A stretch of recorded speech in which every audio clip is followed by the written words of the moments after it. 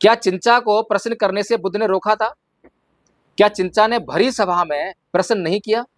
क्या चिंचा के प्रश्न करने पर वहां बैठी भीड़ ने उसके ऊपर हमला किया था? लेकिन साथियों, यहाँ पर तो उल्टा है। यहाँ पर तो डॉक्टर करुणाशील से आप प्रश्न ही नहीं कर सकते हैं, आप उनकी सभा में नहीं आ सकते हैं। अभी मालूम पड़ा कि दिल्ली में जो कार्यक्रम हुआ उसमें 7 बहुजन पत्रकारों को एंट्री ही नहीं दी। सोचिए, उन्होंने कौन पोस्ट में कहा कि बौद्ध आचार संहिता बनाई है। ताज्जुब है, घोर ताज्जुब है। मुझसे ये पूछते हैं कि मुझे धम्मगुरु की उपाधि किसने दी, लेकिन अपने धम्मगुरु से ये नहीं पूछते हैं कि आपको जय बौद्ध आचार संहिता बनाने की परमिशन, ऑथेंटिसिटी किस संघ ने दी। क्या इन महाशय ने, वकील साहब ने, क्या अपने धर्मगुरु से ये कभी पूछा है कि वो किस संघ से अनुशासित हैं? अगर उनके भीतर कोई कमी नजर आए, कुछ वो गलत करते नजर आए, तो उनकी शिकायत जो है किस संघ के पास जाके करी जाए, ताकि उपासकों को उनको हाथ लगाने की जरूरत ना पड़े, ताकि वो मर्यादा जो है उपासकों के हाथों भंग ना हो, संघ ही उसका निर्णय कर ले। कोई जानकारी है आदरणीय वकील साहब? जय भीम, नमो बुद्धाय। साथियों, सबसे पहले तो मैं आपको ये बताना चाहता हूँ कि धम्मभूमि से जुड़े हुए बहुत सारे लोग जो कि अंधश्रद्धा में कह सकते हैं कि वो लिप्त हो सकते हैं, लेकिन फिर भी मैं ये मान के चलता हूँ कि अधिकांश लोग निर्दोष हैं। निर्दोष इस मामले में हैं क्योंकि उनको जो बताया जाता है, जो सिखाया जाता है, वो वही सीखते हैं। और मैं उनकी श्रद्धा की कदर करता हूँ। मैं उनकी इस श्रद्धा की कदर करता हूँ कि उनके मन के भीतर बहुत बड़ी जिज्ञासा है कि भारत बुद्धमय हो, भारत में बौद्ध धर्म का प्रचार हो, भारत को फिर से जो है बुद्ध की भूमि के रूप में पहचाना जाए। और साथियों, इसी के चलते जब मैंने करुणाशील राहुल जी के ऊपर आपत्तियां जाहिर की, विनयाचार्य के ऊपर आपत्तियां जाहिर की, सुमित रतन के ऊपर आपत्तियां जाहिर की और तमाम उन भिक्षुओं के ऊपर आपत्तियां जाहिर की जिनका चाल चलन ठीक नहीं है, जिनका सीलों से कोई मतलब नहीं है, तो उसके बाद जो है, क्योंकि धम्म गुरु का मामला होता है और निसंदेह इस धम्म गुरु में हमारी आस्था होती है, विश्वास होता है, तो जब तक वो विश्वास है, आस्था है, तब तक हम जो है उस धम्म गुरु का अपमान सहन नहीं कर पाते। लेकिन साथियों, एक उदाहरण हमारे सामने आया जब निहंगों ने किसान आंदोलन में एक दलित की इसलिए हत्या कर दी क्योंकि उसने जो है उनके गुरु ग्रंथ साहिब को छू लिया था। इसी प्रकार से हिंदुओं का मामला है, उनके धर्म ग्रंथ का कोई अपमान कर दे तो उनका भी यही हाल होता है। इसी प्रकार से ईसाइयों का, इसी प्रकार से इस्लाम को मानने वाले लोगों का, सबके भीतर जो है ये विश्वास है, ये श्रद्धा है। अब मेरा पहला प्रश्न तो आपसे ये है कि इन लोगों की, जिनको आप हिंदू कहते हैं, मुसलमान, ईसाई, सिख, इनकी जो ये श्रद्धा है, ये विश्वास है, क्या इसको आप श्रद्धा और विश्वास कह सकते हैं, या फिर आप इसको जो है अंधश्रद्धा और अंधविश्वास कहेंगे? अब दूसरा प्रश्न ये है कि इनकी श्रद्धा और इनके विश्वास को आप जो है अंधश्रद्धा और अंधविश्वास क्यों कहेंगे? तो साथियों, इसका एक ही कारण है। इसलिए कहेंगे क्योंकि एक सवाल एक बौद्ध भिक्षु से ऑस्ट्रेलिया के पत्रकार ने पूछा और बहुत अच्छा और बहुत सुंदर जवाब दिया, और इसी से जो है बौद्ध धर्म और अन्य संप्रदाय जो है बिल्कुल अलग हो जाते हैं। ऑस्ट्रेलियाई पत्रकार ने पूछा बौद्ध भिक्षु से कि ये बताइए कि अगर आपके पवित्र ग्रंथ त्रिपिटक को कोई लैट्रिन पॉट में डाल दे तो आप क्या करेंगे? अब सोचिए, अभी तक शायद ऐसी घटना कहीं भी आपको सुनने को मिली होगी, हिंदू के साथ में, मुसलमान साथ में, ईसाई के साथ में, सिख के साथ में। अभी तो खाली छूने का मामला था। तो यहाँ पर क्या जवाब होगा?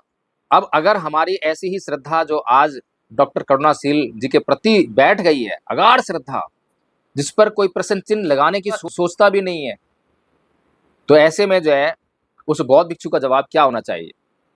साथियों, उस बौद्ध भिक्षु ने बड़ी शांत स्वभाव से कहा कि सबसे पहले तो मैं प्लम्बर को बुलाऊंगा, कहीं ऐसा ना हो लैट्रिन पॉट जो है जाम हो जाए। इसीलिए जो है बुद्ध का धम्म जो है सबसे अलग है। इसीलिए बुद्ध का धम्म जो है वैज्ञानिक है, क्योंकि बुद्ध का धम्म जो है आपको प्रश्न करना सिखाता है। किसी का प्रश्न आए, किसी का संदेह आए तो उसका उत्तर देना सिखाता है। प्रश्नों से, संदेहों से भागना नहीं सिखाता। प्रश्न करने के बाद प्रश्न करने वाले को बदनाम करना, उसको गाली गलौज करना, उसको डराना, उसको धमकाना नहीं सिखाता। बुद्ध का धम्म प्रश्नों को स्वीकार करता है, बल्कि प्रश्न करने के लिए उत्साहित करता है, प्रेरित करता है। भगवान बुद्ध का कथन है, कलामों को जो दिया था बड़ा महत्वपूर्ण है, बार बार मुझे बताना पड़ रहा है और बड़ा ताज्जुब होता है कि बौद्ध लोग जानते हैं इस बात को और बार बार इसका उच्चारण भी करते हैं, लेकिन मुझे बड़ा ताज्जुब हो रहा है कि जब आपकी भावनाओं से जुड़ा हुआ मामला हो जाए, जो आपको प्रिय हो जाए, तो वहाँ जो है आपकी सारी ये जो साइंटिफिक टेम्परामेंट है, आपका वैज्ञानिक धर्म है, आपका धर्म जो है कलाम सूत्र में ये कहता है कि किसी भी बात को इसलिए मत मानो कि कोई धर्म ग्रंथ कह रहा है, कोई धर्मगुरु कह रहा है, कोई बहुत सारी भीड़ कह रही है, उसकी जांच करो और जांच करने के बाद जो परिणाम आए उसको मानो। क्या फ़ायदा साथियों, अगर हम भी इसी प्रकार की अंधश्रद्धा में लिप्त हैं, अंधविश्वास में लिप्त हैं जैसे कि अन्य संप्रदाय हैं, तो फिर इस धर्म के कोई मायने नहीं है।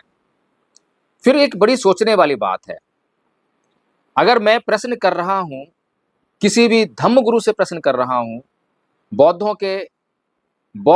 धम्मगुरु से प्रश्न कर रहा हूँ, बौद्ध भिक्षु से प्रश्न कर रहा हूँ, और मेरे प्रश्न करने के बाद अगर किसी बौद्ध भिक्षु का आचरण ठीक नहीं है और उसका आचरण ठीक हो जाता है, तो उससे धम्म का प्रचार होगा, उससे धम्म बढ़ेगा, या फिर मैं प्रश्न करना बंद कर दूं और वो बौद्ध भिक्षु जो है, जो बुद्ध का धम्म है, उसके किसी भी सील का पालन ना करे, उसके विपरीत संसार में आचरण करता फिरे और दुनिया उसके आचरण को देखे, और जो जो धम्म का अध्ययन करने वाले लोग होंगे, जो धम्म को जानने वाले लोग होंगे, जो अन्य संप्रदायों से बुद्ध के धम्म को इस आधार पर अलग करने का प्रयास करते होंगे कि बुद्ध का धम्म बहुत यूनिक है, बुद्ध का धम्म जो है कहीं पर भी लोभ लालच नहीं रखता है, एक भिक्षु जो है 10 सीलों पर आधारित होता है, एक भिक्षु का जो है संसार के जीवन से कोई मतलब नहीं होता है, एक भिक्षु जो है 10वें सील का बहुत महत्व देकर पालन करता है, जो ये कहता है कि जात रूप रजत पटिगहा वेरमणि सिक्खा पतंग समादयामी, कि मैं सोना चांदी धन संपत्ति को हाथ नहीं लगाऊंगा, को छूऊंगा नहीं, उसका अधिग्रहण नहीं करूंगा, उसको अपने पास नहीं रखूंगा, उसका स्वामित्व हासिल नहीं करूंगा। साथियों, क्या ये सील भगवान बुद्ध ने बगैर बात के दिए थे? इसीलिए दिए थे कि कोई भी जो है चीवर पहनकर और कुछ भी करता रहे? इसलिए दिए थे कि जिस व्यक्ति के भीतर आपकी श्रद्धा आ जाए, आपका विश्वास उत्पन्न हो जाए, फिर आप उसको सारे सीलों का उल्लंघन करने की अनुमति दे सकते हैं, आप स्वीकार कर सकते हैं कि हाँ वो ये सब कुछ जो है उल्लंघन कर सकता है। साथियों, अभी डॉक्टर करुणाशील राहुल, उनके मुझे कुछ कागज़ दिखाई दिए जो कि संपत्ति के कागज़ हैं, उनके नाम पर उन्होंने संपत्ति ली है। क्या ये संपत्ति रखना, अपने नाम पर रखना, क्या ये धम्म है?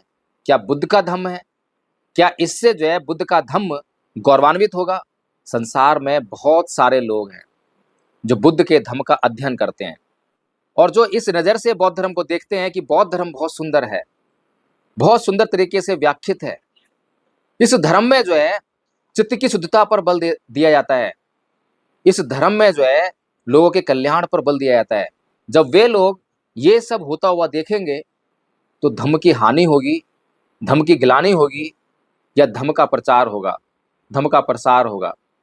साथियों, मैंने और आदरणीय आचार्य नीलम बौद्ध जी ने ये मुद्दा उठाने के लिए, आपको जगाने के लिए, आपको प्रश्न करने के लिए बहुत गालियाँ खाई हैं, बहुत धमकियाँ खाई हैं, लेकिन इन धमकियों और इन गालियों से हम इसलिए विचलित नहीं हुए क्योंकि धम्म का सार हमें पता है। हमें अच्छी तरह से पता है कि कौन सा बौद्ध भिक्षु जो है कितने पानी में है, और ये जो लड़ाई है, ये लड़ाई क्यों है, इस लड़ाई का क्या महत्व है?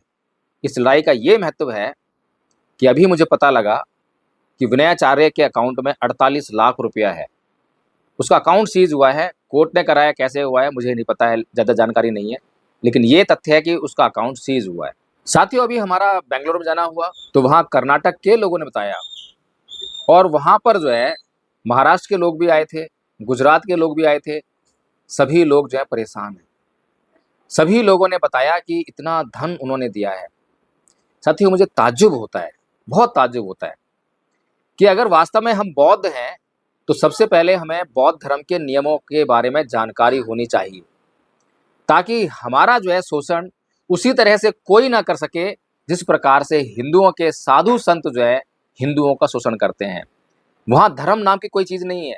अभी एक व्यक्ति मुझसे जिरह कर रहा था, बहस कर रहा था कि हिंदुओं के राम मंदिर में जो है चोरी हो गई, लूट हो गई, लेकिन वहाँ पर जो है कोई उस मुद्दे को नहीं उछाल रहा है। तो मैंने उससे पूछा कि आदरणीय जी ये बताइए कि हिंदू जो है कितने सीलों का पालन करते हैं? क्या उनके लिए कोई सदाचार जैसी कोई चीज़ है? तो साथियों, ये तो बड़ी ताज्जुब वाली बात है।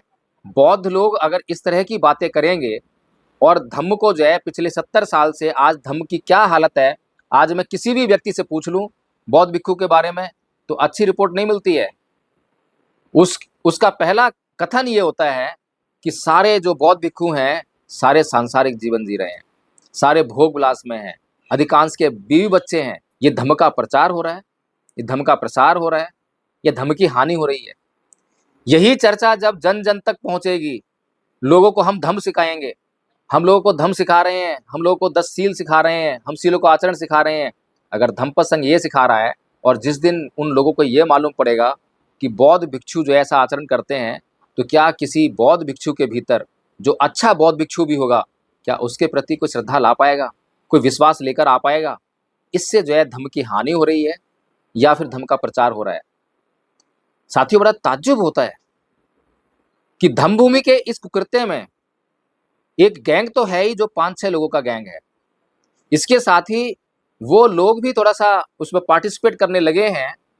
मैं उनकी गलती नहीं बता रहा हूं क्योंकि वो अंधश्रद्धा के शिकार हो गए हैं। गलती इस बात में है कि उन्होंने धम्म में क्या सीखा। मुझे अभी कोई फेसबुक पर एक पोस्ट दिखाई दी, उसमें एक वकील साहब लिखते हैं कि डॉक्टर करुणाशील जी ने स्टील का ग्रंथ बनाया, डॉक्टर करुणाशील जी ने आचार संहिता बनाई, डॉक्टर करुणाशील जी ने महिलाओं की चूड़ियाँ उतरवा दी। बड़ा ताज्जुब होता है साथियों कि हमारे समाज के वकील लोग जिनको प्रश्न करना सिखाया जाता है, तर्क करना सिखाया जाता है, लेकिन वो जरा सा तर्क नहीं कर सकते। धम्म का अध्ययन करना चाहिए, क्योंकि कभी भी किसी वकील के पास कोई केस आता है तो सबसे पहले उस केस को स्टडी करता है, फिर उस केस के साथ में जो लॉ जुड़ा हुआ है उस लॉ का अध्ययन करता है, फिर उस लॉ के ऊपर जो सुप्रीम कोर्ट, हाई कोर्ट से जो जजमेंट्स होती हैं उसका अध्ययन करता है।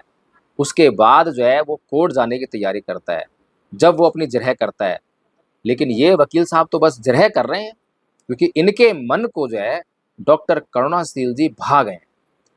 इनको ये बताने की जहमत करने की जरूरत नहीं है कि डॉक्टर करुणाशील जी ने जो स्टील का ग्रंथ बनाया वो रुपया अपने पास इकट्ठा करके बनाया, अपनी जेब से लगा के बनाया, चंदा इकट्ठा करके बनाया, किसी सील का आचरण करके बनाया और फिर बन गया। तो उसके बाद बौद्धों का धम्म प्रचार में इससे क्या फायदा हुआ? धम्म प्रचार कैसे हुआ? कितने लोग जो हैं उस स्टील के ग्रंथ को पढ़ पाए? और अगर जो रुपया उस स्टील के ग्रंथ पे लगाया गया था, उसी रुपए को जो है सुनियोजित ढंग से धम्म प्रचार पे लगाया जाता, कहीं पर स्कूल बनाया जाता और उस स्कूल में जो है बौद्ध शिक्षा दी जाती, बौद्ध पद्धति पर आधारित शिक्षा दी जाती, जिस प्रकार से कि धम्मपद संघ देता है, क्या उससे बौद्ध धर्म का प्रचार नहीं होता? उन्होंने उस पोस्ट में कहा कि बौद्ध आचार संहिता बनाई है। ताज्जुब है, घोर ताज्जुब है। मुझसे ये पूछते हैं कि मुझे धम्मगुरु की उपाधि किसने दी, लेकिन अपने धम्मगुरु से ये नहीं पूछते हैं कि आपको जो है बौद्ध आचार संहिता बनाने की परमिशन, ऑथेंटिसिटी किस संघ ने दी? क्या इन महाशय ने, वकील साहब ने, क्या अपने धम्मगुरु से ये कभी पूछा है कि वो किस संघ से अनुशासित हैं? अगर उनके भीतर कोई कमी नज़र आए, कुछ वो गलत करते नज़र आए, तो उनकी शिकायत जो है किस संघ के पास जाके करी जाए, ताकि उपासकों को उनको हाथ लगाने की जरूरत ना पड़े, ताकि वो मर्यादा जो है उपासकों के हाथों भंग ना हो, संघ ही उसका निर्णय कर ले। कोई जानकारी है आदरणीय वकील साहब? बहुत ताज्जुब है। पोस्ट में लिखते हैं कि महिलाओं ने चूड़ियां उतार दी, महिलाओं ने सफारी पहन ली। यही महिलाएं वो सफारी जो मंच पर आकर पहनकर दिखाती हैं, फोटो खिंचवाती हैं और उस फोटो को दिखाकर जो है करुणाशील जी पूरे देश में जो है डंका बजाने का प्रयास करते हैं, कुछ भी परिवर्तन नहीं होता है। और वही महिलाएं जो वहाँ सफारी पहनती हैं, वहीं अपने घर पर जाकर घूंघट भी करती हैं। वही महिलाएं जो चूड़ियां तोड़कर दिखाने का ड्रामा करती हैं, वही महिलाएं जो फिर बाद में जाकर चूड़ियां पहन लेती हैं। साथियों, ये सब बातों के हम जो है साक्षात गवाह हैं। ये बातें हवा में नहीं कह रहे हैं, क्योंकि हमने भी इसी प्रयास में जो है बहुत कार्य किया। हमने बहुत सारा प्रयास किया कि महिलाएं घूंघट करना छोड़ दें, चूड़ियां उतार दें और सिंदूर लगाना छोड़ दें, बिंदी लगाना छोड़ दें। और आदरणीय आचार्य नीलम बौद्ध जी तो जब से कॉलेज गई हैं, जब से धम्म की हमने जो है अध्ययन शुरू किया है, सीखना शुरू करा है, तब से ही ये कार्य कर रही हैं। ना उनके हाथ में आपको जो है चूड़ियां दिखाई देंगी, ना बिंदी दिखाई देगी, ना सिंदूर दिखाई देगा। आदरणीय आचार्य नीलम बौद्ध जी ये सब जो है 2008-9 से कर रही हैं। 2006 में शादी हुई और उसके बाद जैसे ही ये समझ में आया, और आज तक कभी करवा चौथ का व्रत नहीं कराया उन्होंने अपने जीवन भर में, ना कभी राखी बांधी है, ना कोई भैया दूज, कोई भी ऐसा त्योहार जो बौद्ध हिंदू मिक्स कम्युनिटी जो है करती है, अपने आप को हिंदू भी कहती है, बौद्ध भी कहती है, फिर सारे त्योहार मनाती है, कभी नहीं, एक तरफा बिल्कुल। लेकिन बड़ा ताज्जुब होता है। मेरा उद्देश्य ये नहीं है, ये बताने का नहीं है कि करुणाशील जी ने कितनी महिलाओं की चूड़ियां तुड़वा दी हैं, कितनी महिलाओं के सिंदूर हटवा दिए हैं, कितनी महिलाओं के घूंघट हटवा दिए हैं। मेरा उद्देश्य ये है कि ये सिंदूर, घूंघट, चूड़ियां, बिंदी, पाजे, बिछुआ, ये जो है क्या धम्म है? साथियों, ये किसी धर्म के प्रतीक हैं, केवल प्रतीक, ये धम्म नहीं है। इनसे केवल ये सूचना मिलती है कि ये महिला जो है हिंदू है या ये महिला बौद्ध है। लेकिन अगर सोचिए, कोई हिंदू महिला है, ये सारे श्रृंगार उसने कर रखे हैं, उसका चित्त बहुत शांत है, बहुत शालीन है, और वो बुद्ध की हर देशना का पालन करती है, बुद्ध के बताए गए प्रत्येक सील का पालन करती है। लेकिन एक बौद्ध महिला है जिसने सारा ये आवरण उतार दिया है, ना वो चूड़ियां पहनती है, ना घूंघट करती है, ना बिंदी लगाती है, ना लिपस्टिक लगाती है, ना सिंदूर लगाती है, ना बिछुआ, ना पाजे, कुछ भी नहीं। लेकिन वो गुस्सा करती है, झूठ बोलती है। तो क्या अब आप ये कहेंगे कि दोनों महिलाओं में कौन सही है, कौन गलत है? तो साथियों, धम्मभूमि का जो आचरण आज हमें फेसबुक पर देखने को मिल रहा है, जो धम्मभूमि के लोग जो हैं भर भर कर गालियां दे रहे हैं, वो क्या दर्शाता है? साथियों, सवाल ये पैदा होता है कि वो चूड़ियां पहनना, सिंदूर लगाना, मंगलसूत्र पहनना, बिछुआ पाजे पहनना, हालांकि मैं इन प्रतीकों के पक्ष में नहीं हूं, क्योंकि मुझे भी पता है कि किसी भी समुदाय का निर्माण करना ही पड़ता है, और समुदाय के निर्माण में इन प्रतीकों की बड़ी महत्वपूर्ण भूमिका होती है। लेकिन साथियों, सबसे महत्वपूर्ण क्या है? क्या चित्त की शुद्धता सबसे महत्वपूर्ण नहीं है? क्या धम्म भूमि ने कभी चित्त की शुद्धता पर जोर दिया है?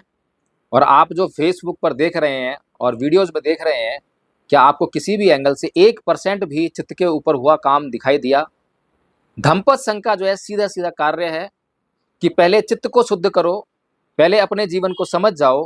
हो सकता है कि आप जो है किसी परंपरागत परिवेश में रह रहे हो सकता है कि आप जो है उस बंधन से बंधे हों और आप जो है उसको करने के लिए मजबूर हों, अभी नहीं छोड़ पा रहे हों। लेकिन चित्त को शुद्ध कर लो। जब चित्त शुद्ध हो जाएगा, तो जब उसको, उस आवरण को अपनी मर्जी से, अपने निर्णय के हिसाब से जब आप छोड़ोगे, किसी के कहने से नहीं, अपने आप छोड़ोगे, तो वो परमानेंट होगा। उसमें दिखावा नहीं होगा। उसमें ये नहीं है कि किसी कार्यक्रम में जा रहे हैं तो वहां तो दिखा दिया, लेकिन घर पर आकर जो है फिर से पहन लिया। ये सब नहीं रहेगा। तो साथियों, धम्म जो है चित्त का परिष्कार करना है। धम्म जो है इन प्रतीकों में अटक कर रहना नहीं है। तो इसीलिए साथियों, मेरा आपसे केवल इतना ही कहना है कि आप चाहे धम्मभूमि से जुड़े हुए हैं, चाहे धम्मभूमि के प्रति कितने भी श्रद्धावान हैं, आप डॉक्टर करुणाशील जी के प्रति कितना भी श्रद्धावान हैं, मुझे इसमें कोई आपत्ति नहीं है। लेकिन एक आपत्ति जरूर है कि जब आपकी धम्मभूमि के लोग फेसबुक पर आकर गालियां देते हैं, गालियां लिखते हैं, आदरणीय आचार्य नीलम बौद्ध जी का चरित्र हनन कर रहे हैं, और किसी भी बात का प्रमाण नहीं। क्योंकि जब किसी को बदनाम करना होता है तो उसके लिए प्रमाण की आवश्यकता नहीं पड़ती है, केवल झूठ बोला जाता है, और झूठ के अलावा कुछ नहीं बोला जाता। तो इसीलिए अगर मान लीजिए, अगर एक भी बात में सच्चाई होती, तो अब तक तो हमारा वीडियो बनना और बनाना बंद हो गया होता, पोस्ट डालना बंद हो गया होता।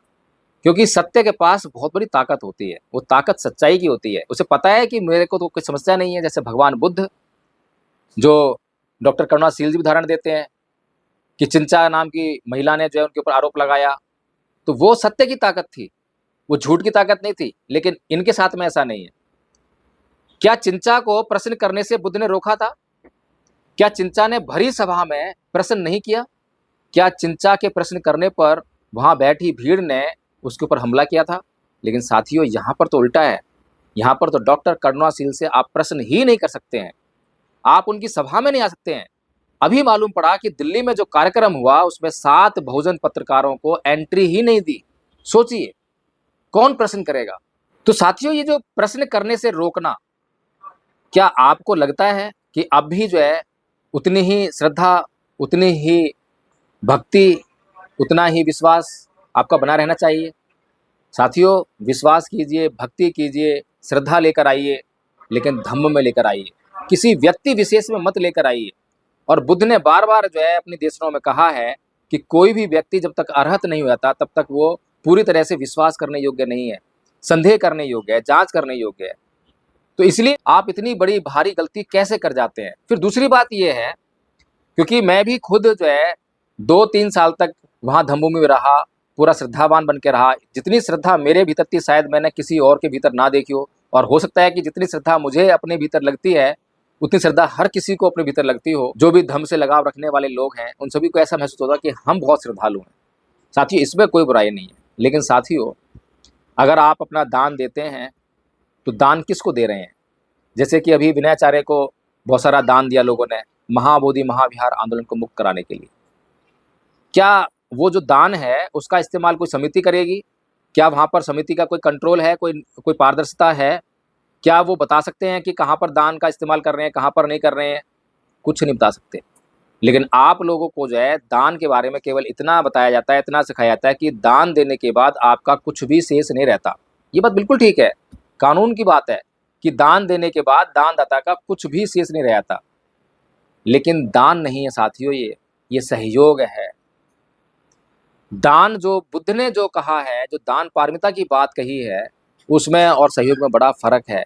ये लोग जो आपसे भिक्षु बनकर जो दान लेते हैं, रुपए पैसे लेते हैं, ये दान नहीं है, ये सहयोग है। ये सहयोग किस चीज़ का है? ये सहयोग उनके जीवन के लिए नहीं है। ये सहयोग जो है इमारतें बनाने, बुद्ध विहार बनाने और अपनी अय्यासियाँ करने, इनके लिए सहयोग है। और जब तक आप जो है दान को सही जगह नहीं लगाएंगे, सही रूप से खर्च नहीं करेंगे, तो वो कहाँ से फलदायी होगा? पिछले 70 साल में भारत बुद्ध में आराम से हो सकता था और भारत बुद्ध में नहीं हुआ है। कारण यही है कि हम चीज़ों को जिस जगह पर इस्तेमाल होना चाहिए वहाँ पर इस्तेमाल नहीं कर रहे हैं। तो साथियों, जो सहयोग है वो अपेक्षाकृत होता है। मैं बुद्ध विहार निर्माण के लिए सहयोग दे रहा हूँ, मेरी अपेक्षा है कि बुद्ध विहार बने, तो फिर बाकी की चीज़ें भी शुरू हो जाती हैं, जांच शुरू हो जाती है। मुझे जानकारी लेनी चाहिए कि बुद्ध विहार क्यों नहीं बन रहा है, कितना बन गया है, कितना पैसा कहाँ लगा, कितनी सीमेंट आई, कितना बदरपुर आया, ये सबकी जानकारी भी मैं ले सकता हूँ, लेकिन दान में नहीं ले सकते आप। दान क्योंकि आपने जो है उसके जीवन निर्वाह के लिए दिया है, उसके शरीर को बनाए रखने के लिए दिया है, ताकि उसका शरीर बना रहेगा तो वो अपने चित्त को शुद्ध करके निर्वाण को प्राप्त कर सकता है। जमीन आसमान का अंतर है साथियों।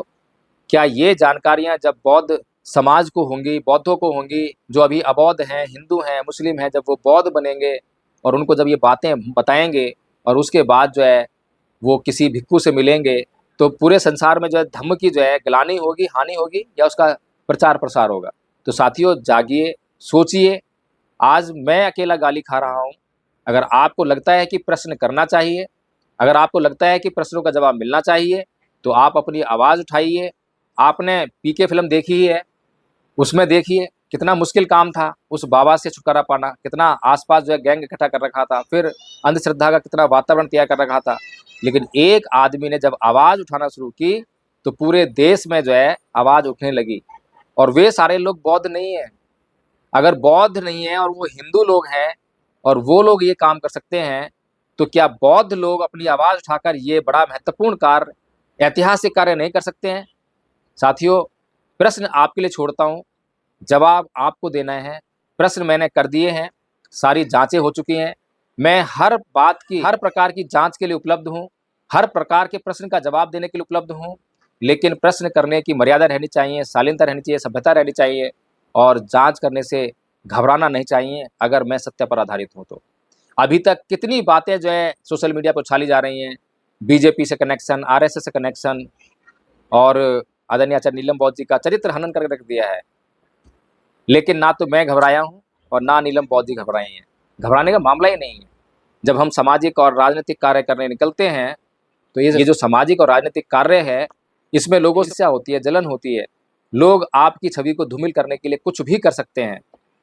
इसलिए जब हम सामाजिक कार्य करने निकलते हैं तो हम जो है एक दूसरे को पति पत्नी ना मानकर, जैसे समाज में अन्य महिलाएं हैं वैसा ही समझकर व्यवहार करें, ताकि ऐसा ना हो अगर मैंने अपनी पत्नी मान लिया, पत्नी आसक्ति हो गई, बहुत दुख होगा।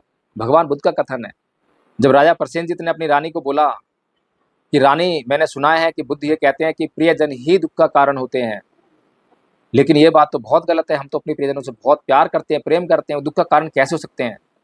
तो रानी भी नहीं समझ पाई। रानी बोली कि जरूर बहुत गहरी बात होगी, क्योंकि बुद्ध ने कही है, बुद्ध गलत नहीं हो सकते। तो बुद्ध के पास अपना एक सेवक भेजा और पूछा कि क्या ये बात ठीक है, क्या ये बात बुद्ध ने कही है। तो वहाँ पर सेवक पहुँचा तो सेवक को बुद्ध ने बताया कि हाँ, ये मैंने कहा है, और समझाया कि क्या इस संसार में कोई भी व्यक्ति मर जाता है जिसको आप जानते नहीं है, क्या उनके मरने पर आपको दुख होता है, कष्ट होता है, तकलीफ होती है। तो उत्तर था कि नहीं। लेकिन अगर आपका कोई प्रियजन जिसको आप प्रेम करते हैं वो मर जाए तो क्या आपको दुख तकलीफ होती है। तो उत्तर था कि हाँ। तो इससे स्पष्ट हो गया कि जो हमारे प्रियजन हैं, जिनसे हम प्यार करते हैं, वो ही हमारे दुख का कारण है, उनसे दुख उत्पन्न होता है। तो इसलिए जितना आसक्ति लगाएंगे, जितना प्रेम करेंगे, उतना दुख होता जाएगा। दुख से छुटकारा पाना है तो सामान्य जीवन जिएं, प्राकृतिक रूप से रहने का प्रयास करें, जितना भी हो सके उतना साधारण रहें, यही आपकी मुक्ति का मार्ग है। साथियों, अगर ये वीडियो अच्छा लगा हो तो इसको लाइक करें, शेयर करें और कमेंट में जो है अपने सुझाव ज़रूर प्रस्तुत करें। जय भीम, नमो बुद्धाय।